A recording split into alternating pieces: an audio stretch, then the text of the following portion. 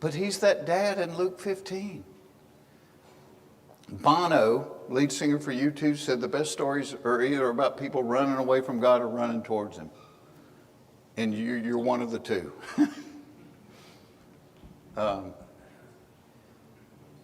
I used to tell Ron White, I said, you're either living in a state of humility or you're headed towards one.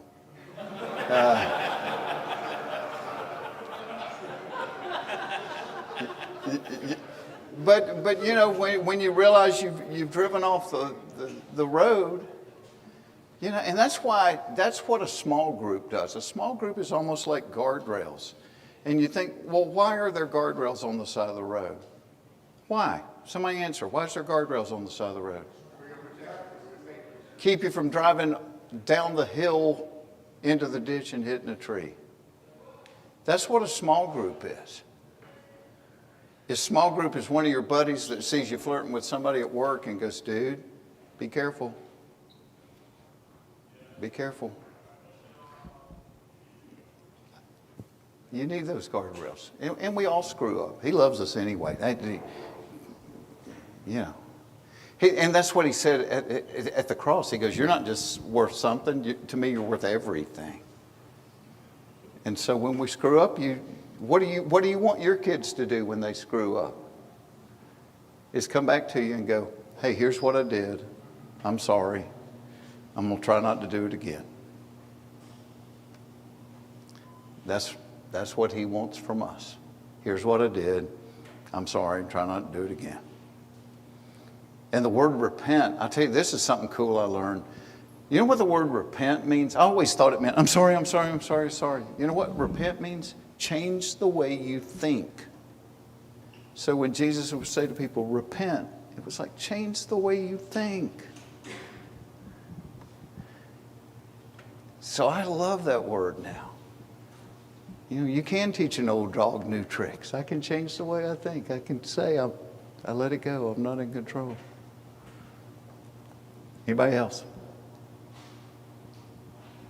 Dang. We done? One more. We got one more. All right. What's up? My name is Sean. I have a quick question for you. In the entertainment business, I'm sure you were probably pulled a lot of different ways, especially challenged a lot in your faith. Would you have any advice for someone like myself who's trying to go into that business, not in the comedian space, but more in like the film industry, of just how to maintain that groundedness? A small group. Man, I can't stress that enough. You know, you hear guys talk about, oh, here's my favorite verse or here's my life verse. Mine must be weird because I've never heard anybody else say it was theirs. But my favorite verse is Galatians 1:10, and it says, am I now seeking the approval of man or of God? Or am I trying? And I just decided with how I live my life, with how I do my act, with what projects I say yes or no to, if I do it in a way that God approves of it, then I really don't care what anybody else thinks about it. So that's, if you're in this business, yeah, and I've turned, and here's how cool God is. So the first year I quit IBM, when I quit IBM, I was making like 32 grand a year in 1984. First year I went on the road, I found that little, you know, the little pocket calendars where you write all your dates. And I found the first year I was on the road, I did 406 shows and I made $8,300. I'm like, crap, how do we live on $8,000? So we had no money. And I had a guy approach me one time and he was doing truck stop tapes, doing little cassette tapes that he sold in truck stops. And he said, I'll give you $2,500 for every 30 minutes you can give me. But the problem is you're too clean.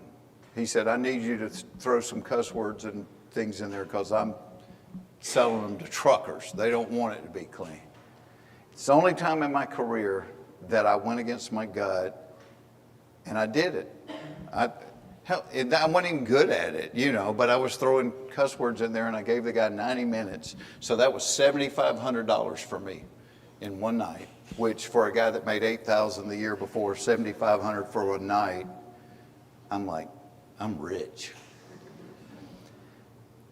The deal was I got no residuals on it, so that's all I ever made off of that was $7,500. That guy ended up selling 11 million truck stop tapes.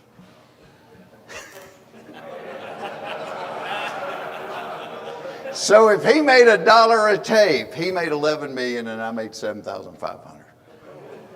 And I looked at God and went, I'm sorry. I won't do that again. But I sold out, for $7,500, which today I don't know what I did with it. I don't miss it, but crap, I sold out for that. So yeah, I'm sorry. I'll try not to do that again, Dad. That's what we do when we fall. Yeah, you guys, man, influenced because I grew up without a dad, and that was the thing that I really craved as a kid was having a dad. And my dad left. My dad was he was really good at chasing tail, and he was married 6 times and had like 1,000 affairs in between. But when your parent leaves, no matter what they say, what you feel as a kid is, I wasn't worth sticking around for. I wasn't enough. And it kind of stays with you. That may be why I'm a comedian. I don't know, is to try to get people to like me because I didn't feel like I had that value. But so I love to talk about purpose. And one of the things that you learn as you get older is perspective.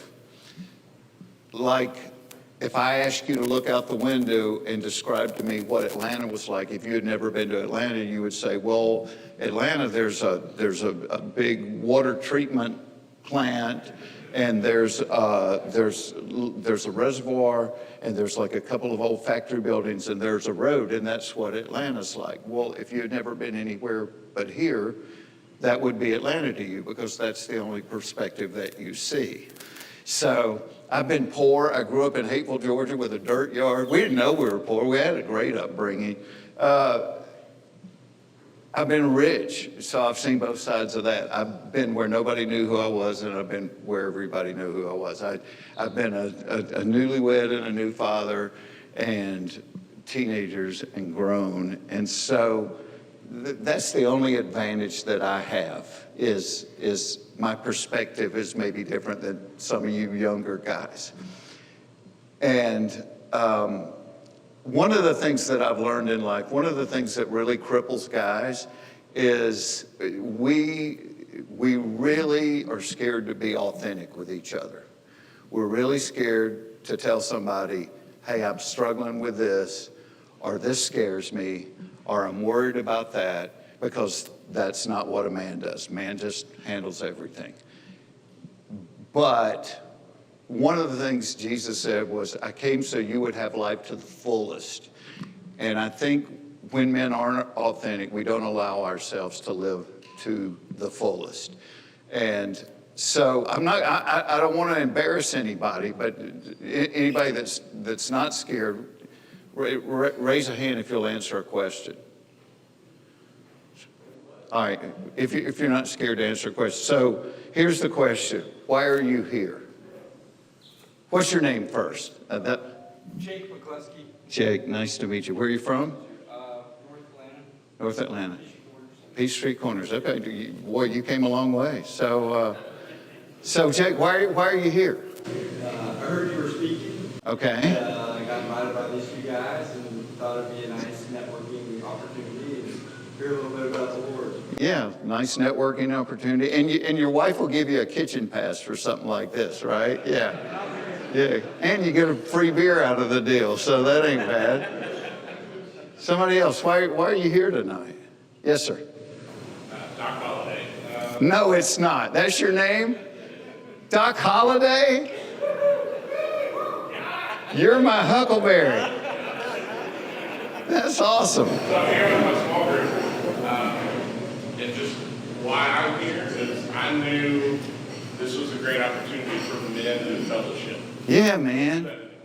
So Doc has a small group, and I will tell you guys this. If I was going to encourage you to do anything in your life, it would be get in a small group. Create a small group. Tell me a little bit about your small group. Well, let's see.